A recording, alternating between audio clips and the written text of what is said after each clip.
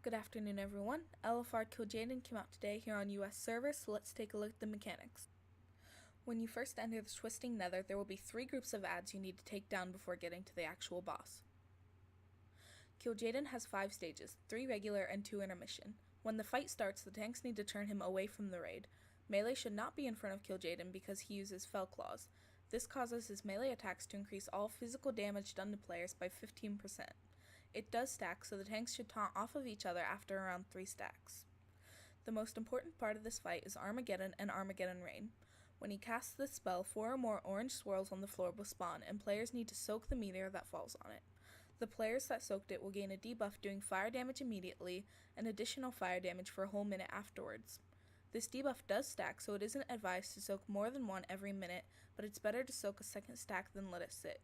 If even 1 swirl is left untouched, it will cause Armageddon Blast, inflicting 1 million fire damage immediately, and more fire damage every 2 seconds to all players until 10 seconds have passed. The next phase is an intermission. Kil'jaeden will fly up and into a corner. There's no point in attacking him at this point, as he has a buff reducing all damage taken by 99%. Armageddon will still be going on, and at the same time a new attack is introduced called Bursting Dreadflame.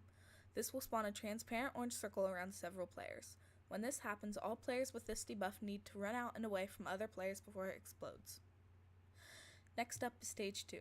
This combines the intermission in Stage 1 with yet another attack added. Kil'jaeden uses Shadow Reflection on several players. When this happens, the players affected need to stack on top of the boss. The debuff will go away, and copies of the player will spawn that need to be burned down. The second intermission is next, this one being completely different. All players need to go find Illidan to get his buff. This will allow you to see the ads that spawn. These need burn down. Healers also need to heal down the choking shadow buff that gets put on players. Stage 3 is the last stage, and the only one without Armageddon.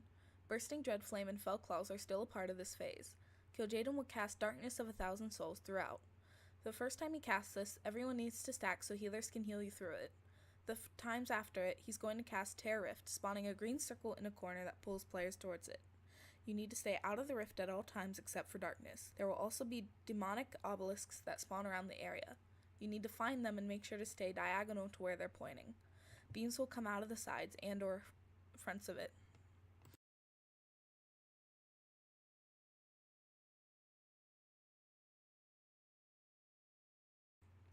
Thank you for watching this guide on how to defeat LFR Kil'jaeden, and good luck.